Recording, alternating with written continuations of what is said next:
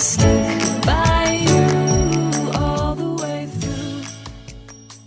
Welcome back to Her Rules Radio. I'm Alex Jamieson, your life, health, and success mentor and coach. And this show is all about helping you find and create your own rules for living.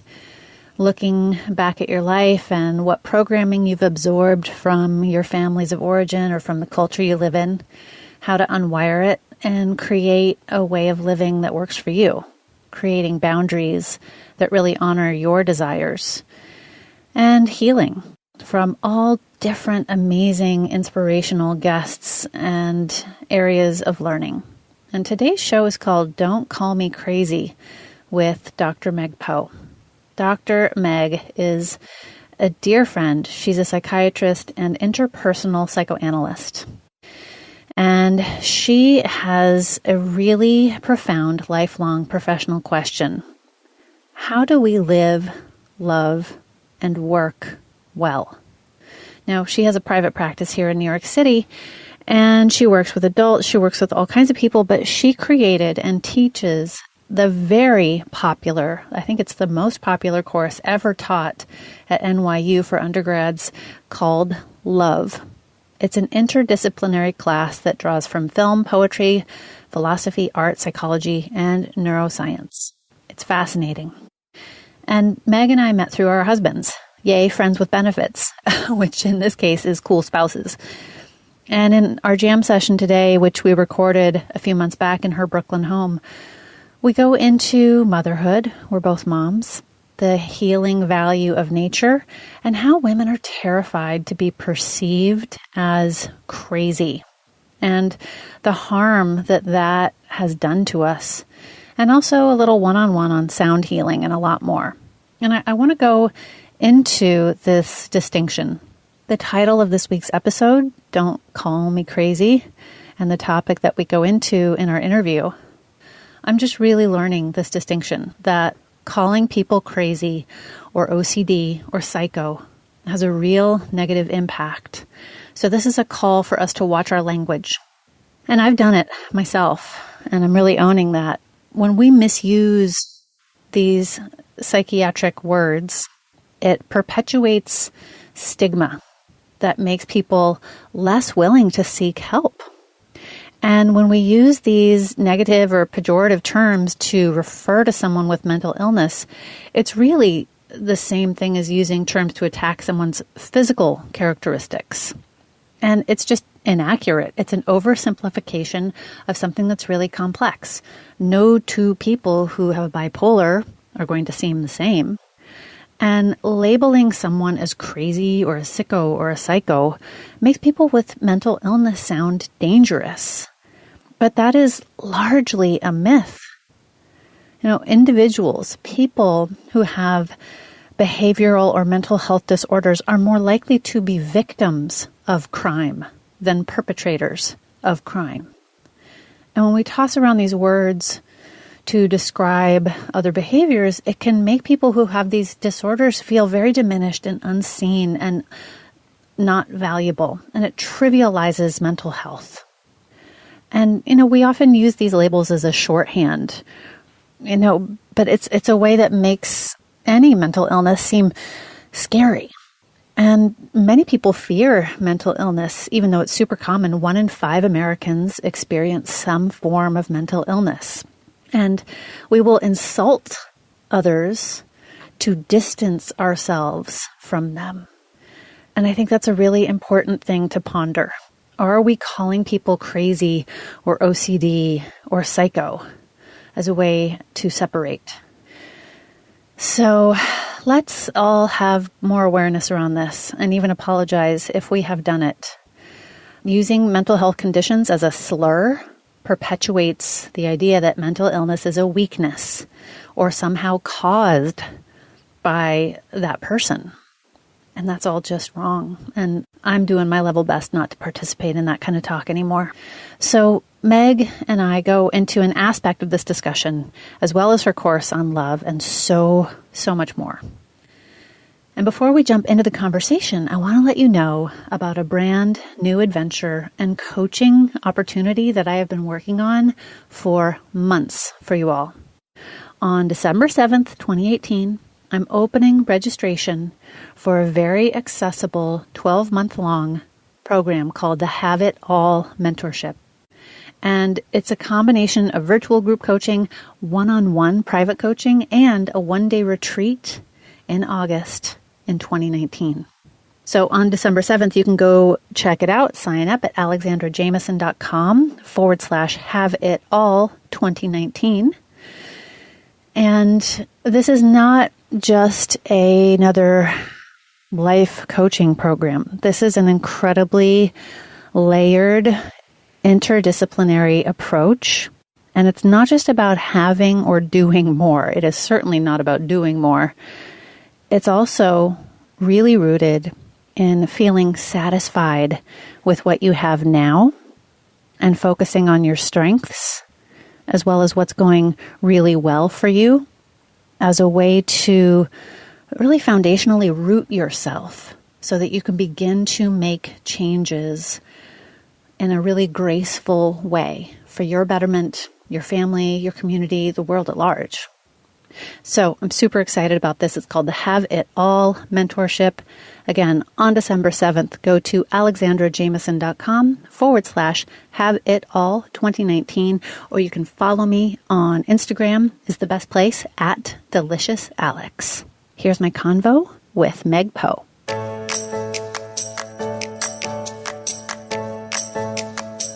I'm so excited I get to interview my friend in person.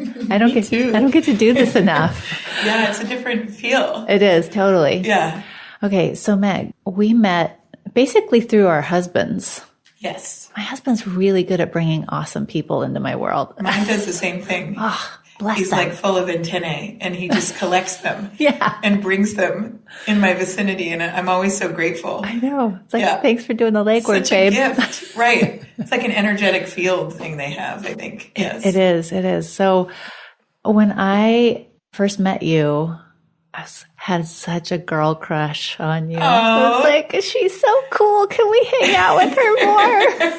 I love that you're divulging this on the air for the first time. Yeah.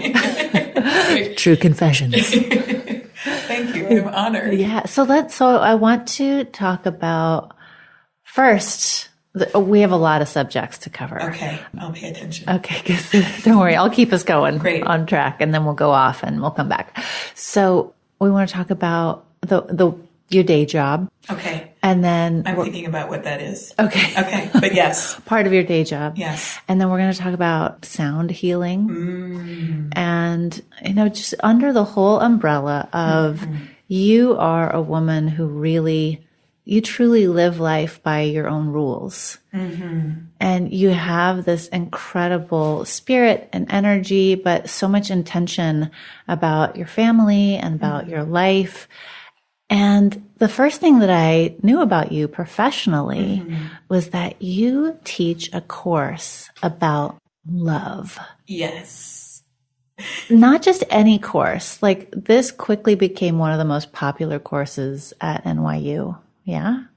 And it was covered in magazines. You got a ton of attention. What? I mean, I haven't been to your class. Yeah, I'm sure. I can't wait for you to come. Oh, I want to come in the fall. Will you be a guest? Oh my God, I would love to. Oh, it's the best when we have. So cool. You will be the best. Yeah, you'll be an amazing guest. The students will learn so much. Right on. We'll talk like this with the class, and they get so much out of that because it's relational. So it's all. So how did you come up with the idea? I'm going to teach a class about love at NYU. Yes. I didn't come up with the idea. It came up with me. It was searching, I think. I mean, really, it was, and let me say first off that I wasn't alone in creating it either. I created it with 3 child psychiatry fellows at the time who really incubated the whole thing with me. And one went on and is teaching sections of it now and doing lots of things to grow the class. And that's Dr. Francesco Ferrari. So let me start by saying all the best things happen to us in collaboration with others. So I'm very grateful to him. I'm also very grateful to Ron Lee, my friend and colleague at NYU, who said, Meg Poe, you have a practice full of young adults. I teach a class called Looking Back on Growing Up. Come and talk about intimacy and love with these. It was intimacy at the time with my students. Will you come? And I said, of course I'll come. What am I going to say? It'll come to me. So I prepared and I came, and it was the best. It was so much fun. I was in my element. We were in our element. And after the class, so many of the students came up to me and they said, when's your class? I can't wait to take your class. And I said, what class? I don't have a class. And they said, your class on love. And I thought, well, that's a good idea. Someone should be teaching that. And not only that, but I would have loved to take that class. Mm-hmm. And so, I feel like this is all, it's like Mark Twain says, what does he say? Like, life is what happens while you're busy making doing something. Other plans. Yeah, exactly. And I felt like that. I felt like, you're being extended an invitation, and it's already a dialogue. Mm-hmm. It like came out that way. So then I really gathered everything I ever was, all of my, as an English major, I studied philosophy, obviously went on to study in med school and neuroscience and psychiatry. And so it just already was this weave of me. So I put it all into the class, and with these 3 fellows that gave it so much structure and so much intention and love and knowledge of their own. And that's how it happened. It was organic, and it was a response. Yeah. And it was paying attention to what wanted to happen and what wanted to come through, and not resisting it. So questions from the students would, start taking on a life of their own. I'm assuming it would start. Has it evolved since you started teaching it? It's evolved a ton. I mean, at the beginning, at NYU, they're pretty particular about getting you to have a very clear, robust, precise, and extensive and meaty syllabus. And that's also I like to get to the marrow of things. So already, when we first did it, it had been through the mill a few times, getting refined and polished, like a gemstone kind of thing. But then it has evolved a lot. It's gotten much more experiential. It's gotten more interactive. I've gotten better at distilling the ideas and transmitting them more clearly, which allows for a lot more space for an ecosystem to develop. And the other thing that I got really clear on after the first semester was that it needed to be in a completely device and technology free zone. Ooh. And that was the biggest leap, because once starting the second semester, I taught it. Once I went into the room the first day, and after giving a little intro and reading a poem and saying welcome, I said, as you'll see on the board, this is a technology-free zone, and if there's something urgent that you need to do and you need to step out and make the call, that's fine. But don't do it in the class, because that sucks. That sucks energy and cognitive, wavelengths away from what we're trying to do. This is a class about connection and love, and so we're going to be in it together. And that was the whole class could go up a dimension when that happened, because those things can be amazing, but they can be draining, right? So that was a big... Do you have rules about technology in your own family? Like, how does that work? Yeah, I mean, I think like most things, maybe for me or as my nature, it's always evolving. I think what I can say personally is that I made a lot of adjustments over time, but particularly last October, I won't even say back. People are like, oh, you went back to a flip phone. I said, no, I went forward to a flip phone because I was always an early adapter. I was the first person I knew with a cell phone. It was a suitcase. I was the first person I knew with an iPhone. I showed my husband the iPad. He was like, that'll never catch up. What is that thing? And I realized how much it was like this other focus that was constantly there interrupting my flow. And the checking and the, when you're feeling anxious and that sort of looping or that kind of dopamine spike that like, oh, I just need a little hit. I'll just do that. And then that turning into 20 minutes of, oh, I'll just answer all these emails with my thumb, which is slow. And so I also was feeling the inefficiency of it. Like, what am I doing? Mm-hmm. Where am I right now? I catch myself like walking down the street and seeing everyone else and me like plugged into this tiny rectangle instead of like this infinite sky. And I was like, I just don't think this is actually for me, And so what's changed for you since you leveled up to the flip phone? Yeah, it's been great. I mean, I think what happened was I had this realization, like, it's all about what wavelengths do you want to harvest and what are you looking for and what do you want to tune into? And it's fine. You can tune into anything. Nothing's bad or good. It's just, how is it affecting you? And I think I was realizing it was making me feel bad in my body. Like I was distracted. And I also read some articles at the time showing how even if you have a device in the room and it's not on, it actually occupies 20 to 30% of your cognitive capacity. So if you can imagine that, like that literal amount being then reintroduced in a brain, that's about how it felt for me. I would say it was about 40%. Wow. Even though, and I will say, I was not addicted. I was not using them all the time. My friends know, like, I've never been on social media really or anything like that. So it wasn't like, but it was, so what changed was I was more in the flow.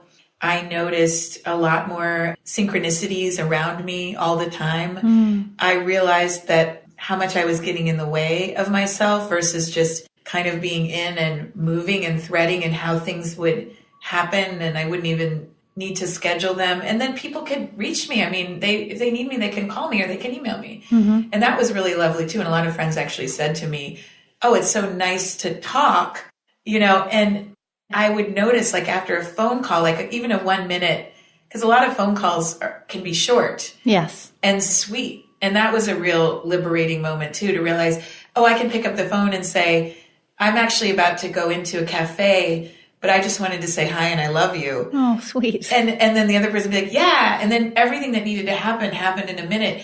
And then after that, my body would feel so, like right now, obviously the listeners can't see me, but my heart is opening and my shoulders went back and it was like a little dance, And I was like, oh, what a great, and I never have that after I text. I'm never like, wow, ooh, that was a great text. That was great. Yeah. That was an awesome email I just sent. So I was just noticing the impact, like the fossil it left. And so those are some of the things. Creativity went up. That's great. Vision, yeah. Imaginal realm, imagination. Cool. Yeah. So I want convinced you. No, I'm seriously considering it as you're talking about the it. AT&T people went nuts when I went in. They were like, "You're doing what?" And I was like, "Yeah." And then they were like, "Oh, this is a revolution." And I said, "Yes, I'll be back on Thursday to trade in my phone because I had to, download prep." Right. And there was like a whole circle of people there, like, "You're doing it? Wow. We're here for you." They're witnessing your transition, like a death or a rebirth. Yeah, exactly. They loved it. They're like, we want to try it. Wow. I just took it on as an experiment. I didn't know if it would last a day or a week. Or That's here so I am, interesting. 6 months later. All right, I'm thinking about it. You're such a boundary breaker. You might be even too far advanced for me right now. But let's go back to the love course. Yes. So what have you noticed? What's the feedback you're getting from I'm assuming it's all young adults or mostly young adults at NYU. Yeah, they're undergrad. all undergrads. Okay. Yeah, so they're 21, 22 mostly. So what are they getting out of it? What do they come back to you with at the end of the course? Well, I mean, so the course is designed, it's kind of like an incubator, and they do a lot of rigorous academic and creative stuff. So they also perform at Baby's All Right at the end. We have a love gala. So it's really like a journey. It's like we always, I always think of it as like a spaceship that we're all in together for the semester. And I think they relate to it like that. I mean, they say it was, I think liberating and life-changing are the two things that because I think that part of the course is that it's like a panoramic view of love. It's not just romantic love.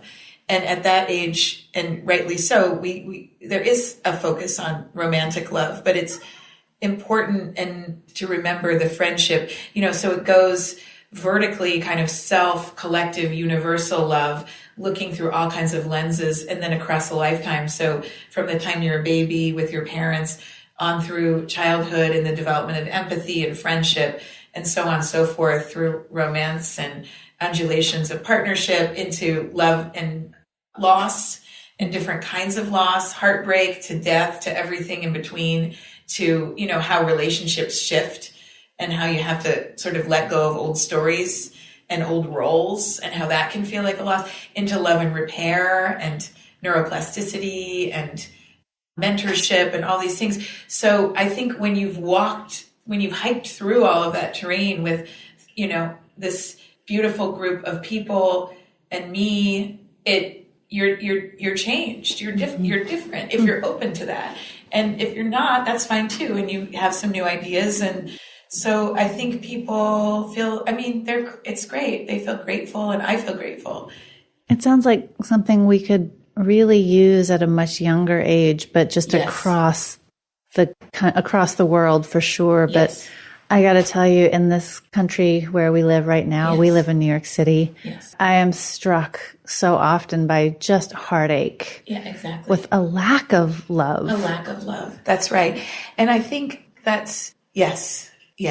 It's a lack of love. I think my experience of it, and I'm largely also just drawing from my own life now and my practice, where I've just had the privilege to be inside so many inner lives over so many years. And so you get a feel of that. And, you know, people, I think, struggle with knowing how to receive love. There's a lot blocking the love that is there. And then also struggle with finding ways to give it.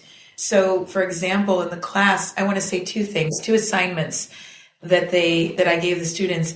One was they have to design a love education, not a sex education. Well, it can include sex ed, but a love education from ages 4 to 18. That's one of their assignments. And some have actually gone out and developed a curriculum and tried teaching that as one of their projects. So yes to that. Yes to starting earlier and just helping kids download this as a way of just thinking and being. And this is something to pay attention to. And then secondly, so a lot of times in the class, I'll give an exercise. And one day it was a beautiful day. And it was the day we were talking about love and childhood. Oh, no, actually, it was a day about universal love. And we were reading George Saunders' work on kindness. It was called Congratulations, by the way. And he said the thing that he regretted most in life was his failures of kindness. And just that kind of universal love that's everywhere all the time. It's a choice to feel it. It's a choice to engage in it, you know. And you're right. We are muted and muzzled from that. And people don't necessarily always feel like actually it's just a little bit of a shift and then it's there. And so I sent the students outside and told them to do any act of kindness, whatever they wanted. And a lot of them came in and they were like in good shock. Like they were like, I have never complimented a person in my life.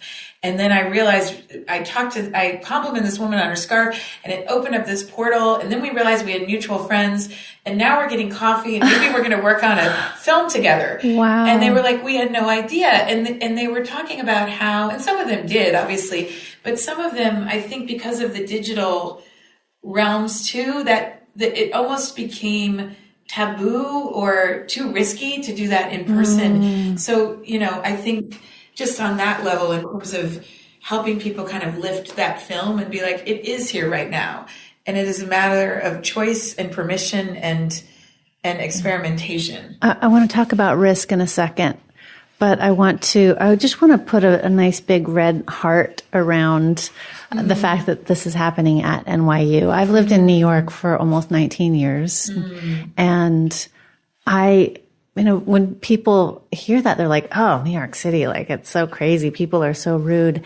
And I was here in the blackout. I was here on 9/11. I was here for Hurricane Sandy. And I see New Yorkers taking care of each other, especially in crisis. Like when there's a crisis, human beings take such exquisite care of each other.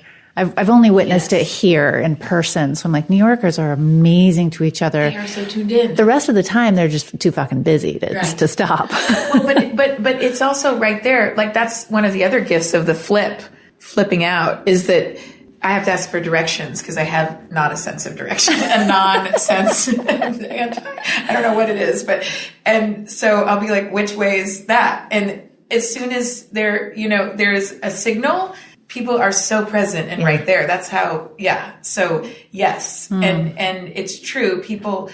I do have the experience of loneliness walking around without looking down a lot now and feeling like, hello, like it's a ghost town or freeze tag wherever, like everyone's froze. I'm like, hello, is anyone out there? Where are we? Wake up, someone, like, look. But the flip side is as soon as and there are plenty of people who are also looking around. It's not to say, it's just a feeling I get sometimes. And it's why I love the High Line. Let me point out, I love because the High it's full Line. of tourists, and tourists are looking everywhere at everything, and they're talking about it. And so I love that. That's one of my wavelengths. It drives other people crazy, but I'm like, give me more tourists. They're looking around. But yes, I mean that. Yes. I don't know where it's headed, but Well, let's go back to risk for a moment, because you give this assignment in your love course to have people go out and engage and bestow an act of kindness on someone. And, I'm assuming that other person has to be open to receiving it. Yes. But risk is one of those uncommon skills I see in women like you that I have on the show who are living life by their own rules. And it requires risk to create an unusual life, to listen to your soul and follow her guidance. Yes. So how were you always comfortable with risk? Are you comfortable with it now? How did that develop? No, I'm not. But I try to listen to my soul. That's exactly right. And to really pay attention, be embodied. And really, I think over the years, work more and more with my intuition, and then you get a lot of clear feedback. I think since I was a little kid, I was very mystically attuned and very independent and pretty rebellious. I think my mom would be like, but not from a place of identifying with that, only from a place of I didn't understand why it just almost like my soul wasn't harmonizing with something. And so it was listening to a different song and it wanted to dance to that song, And so I think I've always really, growing up, and again, my mom, she really picked up on that in me, and she introduced me to Gertrude Stein as a kid and introduced me to Oliver, just things that would also probably gave my soul permission to be like, I think I was naturally outside of that box, but then I think I was happy to know it existed, that there were or like Buckminster Fuller, who always said, don't worry about the old systems, put your attention on what you want to create and let things reshuffle. Having said that, and I'm highly sensitive and there's a part of me that's a big caretaker. So I think my struggle has always been that I am so finely attuned that if my presence or my behavior, I learned to take care of others in order to, I think, also feel more relaxed in my own being as a kid. And so trying to articulate this, I think sometimes that can really get in the way because it prevents me from taking as much risk as I might, because I can feel someone's discomfort. Like I was joking with my friend the other day, and we were talking astrology in the skies, again, which I've been very tuned into since I was a girl, and felt like I couldn't really talk about it for a while because I was a medical doctor and this. And then at some point I was like, oh, well, it's just all me. So it's multidimensional, so I have to be all the things that I am. I sort of owe it to myself and my life. It actually feels like just a devotional act at this point to life, to not pretend to be only a slice. And anyway, and what I learned from my OBGYN, who is a colleague, and she said to me, all doctors used to be astrologers. Did you know that? They used to have to be start of their training. And I thought, of course, yes. Perfect sense, because it's energetic. It's all what we do. So anyway, I was telling him something about the sky, and he's very interested, but I could feel his internal self imploding. He's a hedge fund dude, and he's very intuitive, and I could feel his insides feeling uncomfortable and like adjusting. And I could feel myself feeling suddenly judged, and I could feel myself receding from the explanation because I didn't want to make him uncomfortable. And I didn't want to take the risk of saying something and leaving it out there and just letting the forces that be maneuver and trusting. And then I just kind of sat with it all. And then we talked about it later. He brought it back up. And I think that's something I've been noticing a lot is how do you be yourself authentically and let disappointment emerge if that's what needs to emerge, or let a difference emerge. Yeah. And that's not bad and that's not wrong.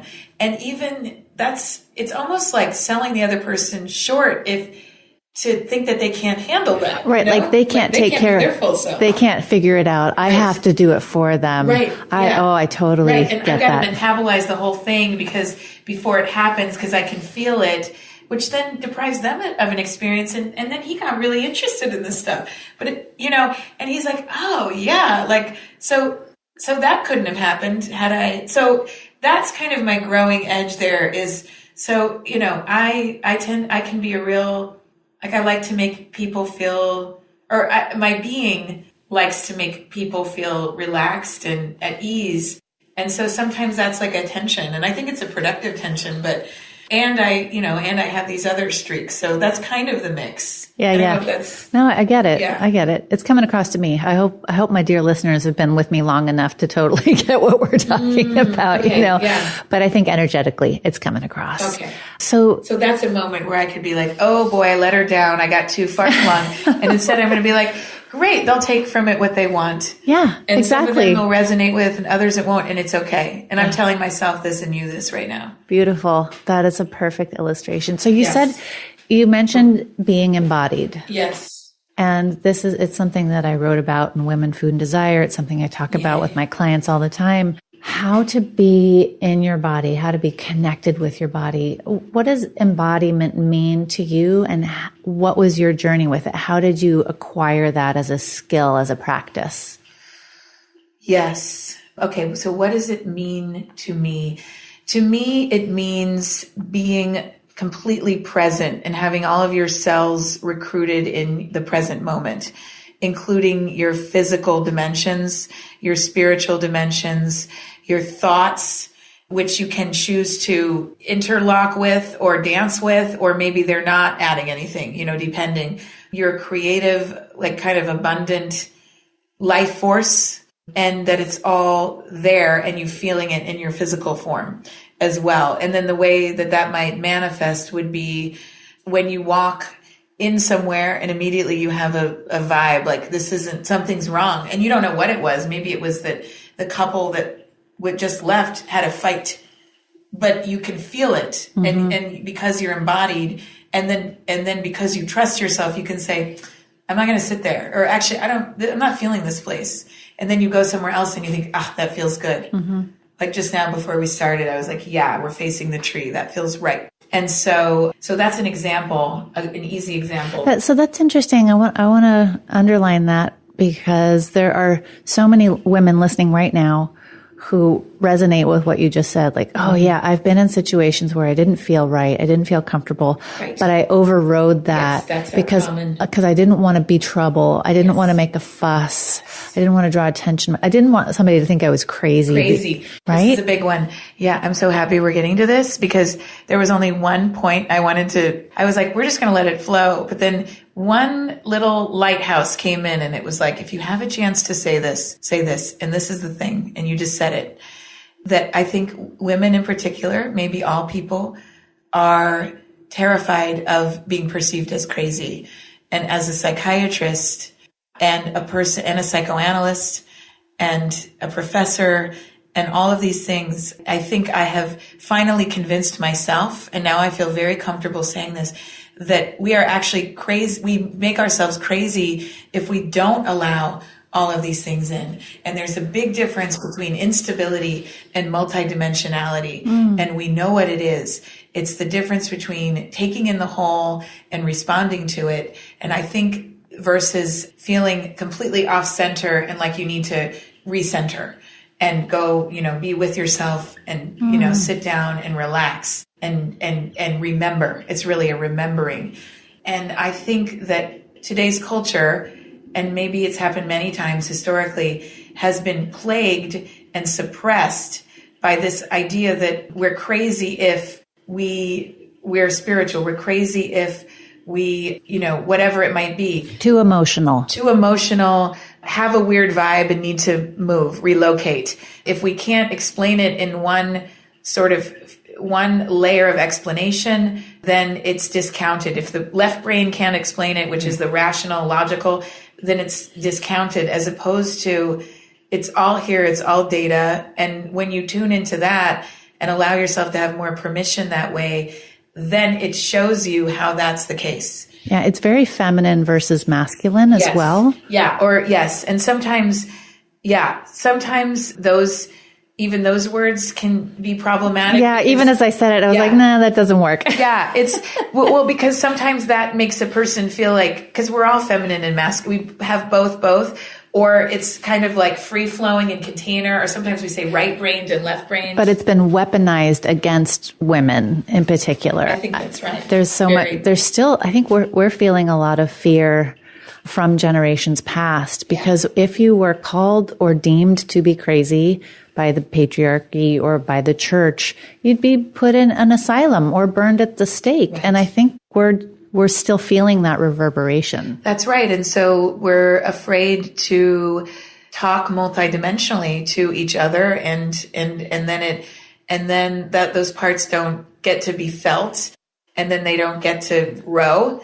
And so, I think our intuition gets flattened and our imaginations get flattened, and there's a lot. And we have this natural caretaking part too. That's like, ooh, am I making someone doesn't get me? That's bad. Right. Or that makes me wrong, or that makes me crazy. And it's all okay, because we actually know when, I think that actually suppressing the multidimensionality has made us more insane, because we actually don't have all of our tools. Yeah. Oh, I love that. That's such a great way to explain. Okay. This is a perfect segue. Okay. A tool that I am only very recently aware of, curious about using, that you are seriously in the depths of studying, is vibration, is sound healing. Yes. So tell us what is sound healing? What do you call it? How are you using it? Yeah. Well, I would say for me, and I just have to point out that Penny Pierce is in my house, literally in my house right now. She's downstairs. She might be able to hear us. She would be very happy if she heard where we're headed.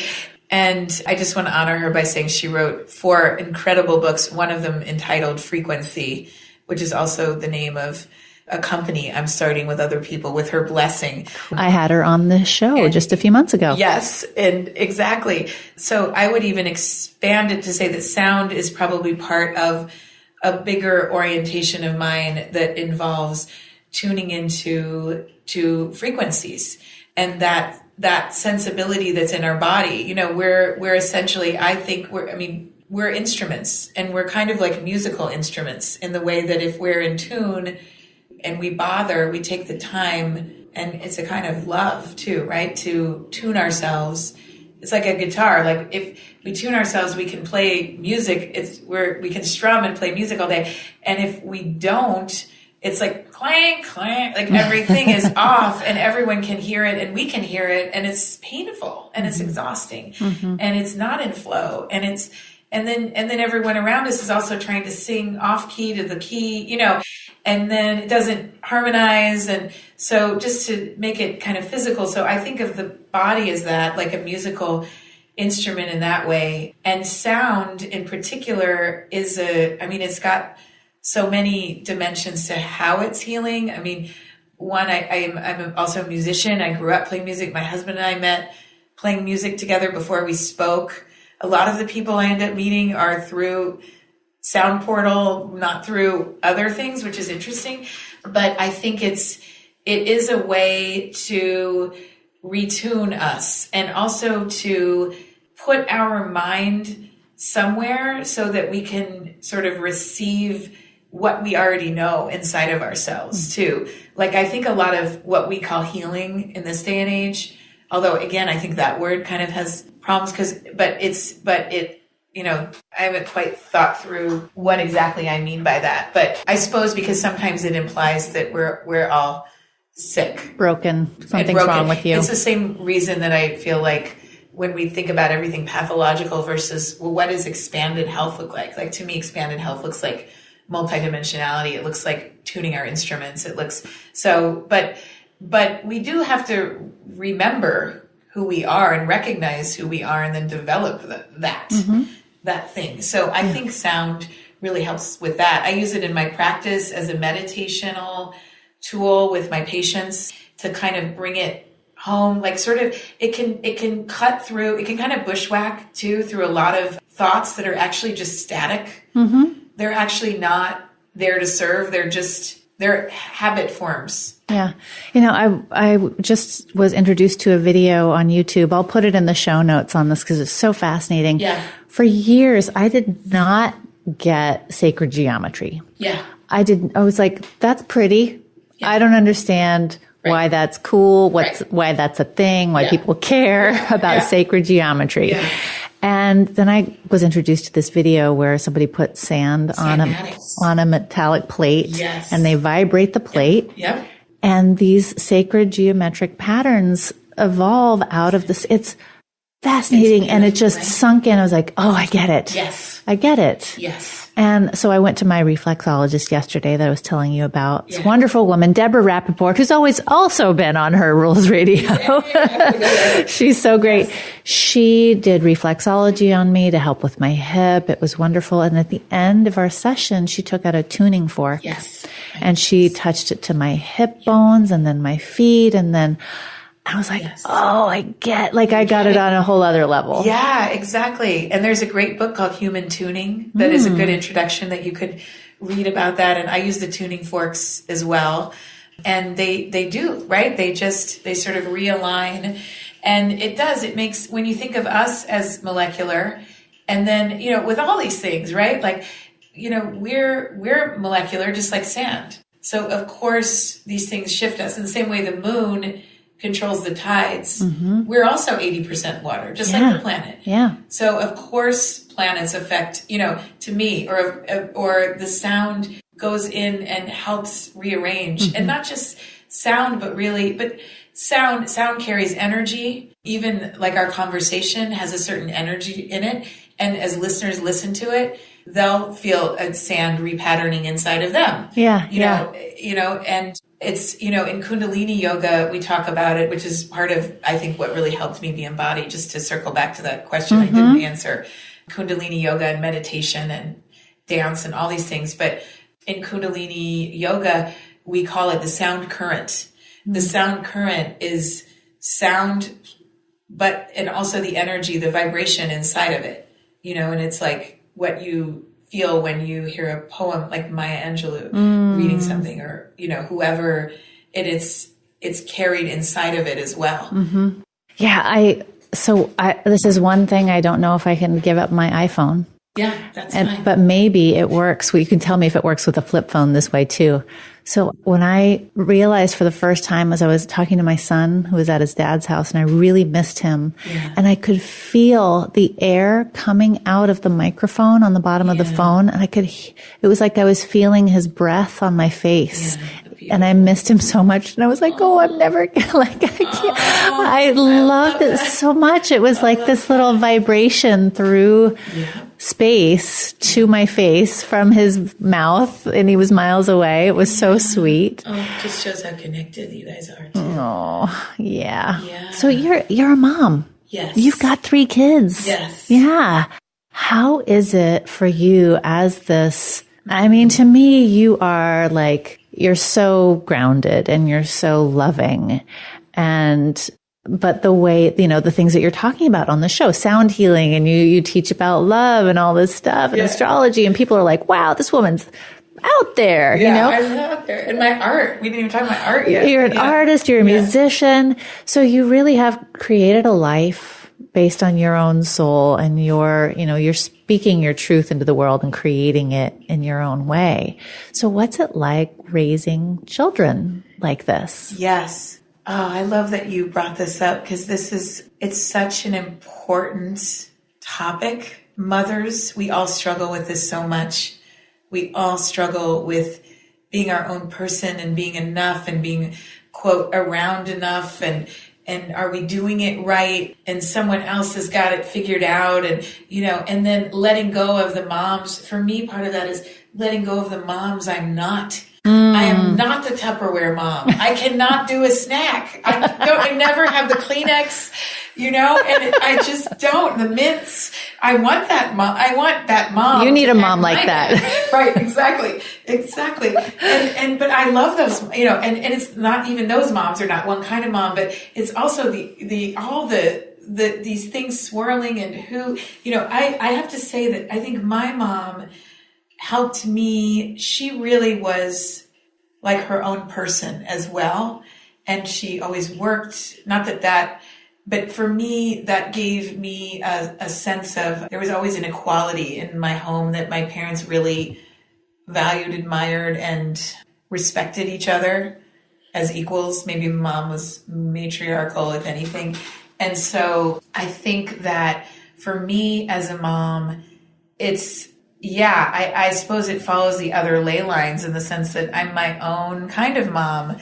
And I really value, the kind of mom I get to be is who I'm trying to be, which is my best mom self, which is going to be different than someone else's best mom self and someone else's. And some people, it's really important for their best mom self, and their best self wants to be there, for every pickup and every drop. And that's awesome. And my best mom self needs to also be building frequency or whatever. But my kids, I involve them in that. And I really try to, like my daughter is consulting the company. She's going to come talk about what she thinks kids need. And so I feel like it's, for me, what really works is kind of about including all of it in all of it. And I think where I've really, so I have a daughter and then I have twins. And I think my kids all taught me a ton about intuition and opening to all of this. But I think that maybe one of my roles as a mom, as a person, is maybe to offer that there are a lot of ways of being a mom. And I love being with my kids, and I'm with them a lot too. But there are ways that I'm myself, and they see that, and my daughter wrote me this really beautiful Mother's Day card. She was amazing. First of all, can I just say, she drew the inside of a human body with like a pink heart on it, and she said, "Touch me," and she wired it somehow, fourth grader, so that the heart, you push on it, it said press here, and it vibrated. The heart vibrated, and then you opened it up. Oh, it vibrated, and then you opened it up, and there was another one inside that you pushed on, and it lit up green, like the heart shot, like it was like a bioluminescence, like a firefly. And I was like, wow, Jojo, whoa. And then in the card, she said, "Mom, you are so many things, but one of the things you are is," I know you're starting to cry. I'm totally tearing up. You are so many things. And one of the things that you are is a wonderful mother. Oh my gosh. And I love you. And it was like, she saw me. I think the way mothering really works for me is that she sees my soul and I see her soul. I see her as this person, and she sees me and the boys too. I see them as people. Yeah. And I'm here to help them, and they're here to help me. And it was beautiful. And I felt like she's saying, "I see you." And I'm saying, "I see you." Well, and that is the beauty. I mean, that is really the epitome of a mother who lives life by her own rules, is you are demonstrating and teaching your children that they get to do that for themselves. They get to do that. And let me say, one of my absolute favorite things I ever read on motherhood is by this wonderful man. He was a pediatrician and then became a psychoanalyst. His name was D.W.W. Winnicott. Some of you will have heard of him. And he really, talk about a man who tuned into the vibration of mothers and motherhood. His own mother was quite depressed. And as a little one, he spent a lot of time taking care of her. And I think he really inhabited that world in a really unique way as a very sensitive little boy who then grew up to create a show, a radio show, like in the 50s for moms. And what did he do? He'd go on the air each week and he'd say, you know what you're doing. Just relax. You've got this. Oh my gosh. And it was this incredible thing. And one of the things, wait. So actually he didn't write the thing, but I'm conflating two people, but he did that beautiful thing.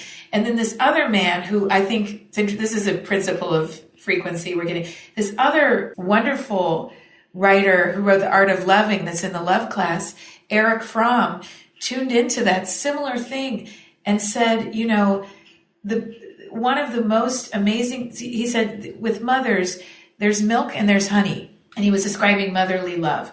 And he said, the milk as a mother it's providing, it's food, shelter, all these things. And it's also care. It's saying loving comments.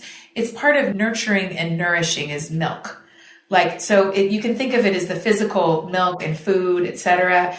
And it's also the milk of caretaking, you know, and that's important to create security and a home base for the kid, right? To feel free to venture out and then feel the home again.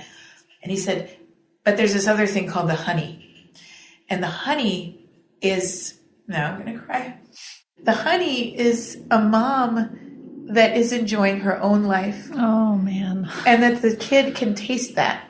And that the kid can feel, I too could grow up to have a life that I love. Because I see my mom doing that. I feel her doing that. And that's the honey. That's epic. Man, every mom needs to hear that. That's beautiful. Yeah. Really beautiful.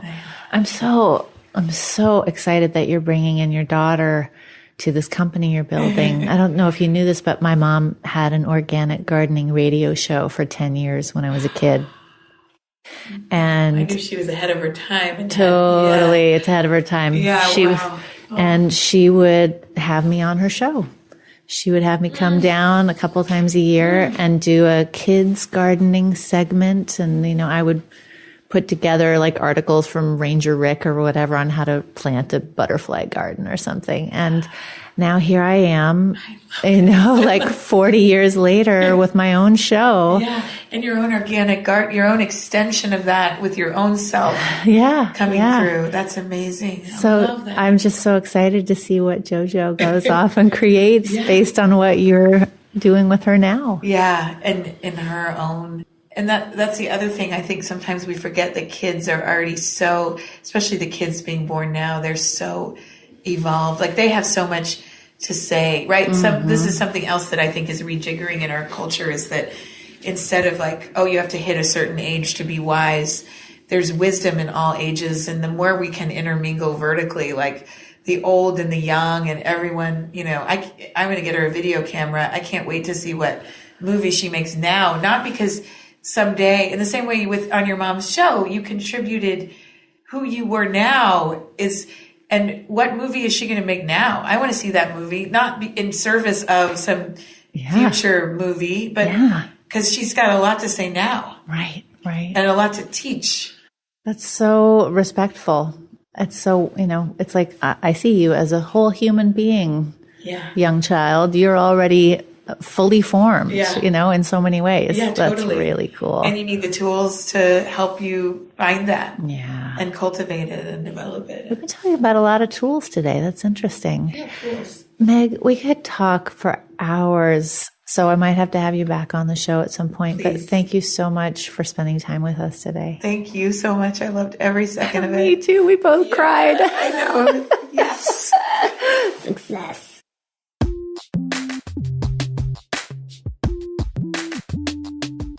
Thanks for listening in today. I hope you enjoyed this interview with Meg Poe.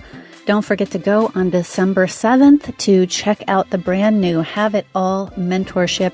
You can go to alexandrajameson.com/haveitall2019 or follow me over on Instagram @deliciousalex. And if you love the show, if you get something out of this every week or even just once in a while, the best way to share that appreciation is to share this show with some friends or go on over to iTunes or wherever you listen to the show and leave a review. It really helps people find the show, helps us grow our audience, And if you have ideas for shows or want to give me some feedback, just click on over into my direct messages, my DMs, my PMs over on Instagram @DeliciousAlex. Have a beautiful day. See you back here next week. Mwah.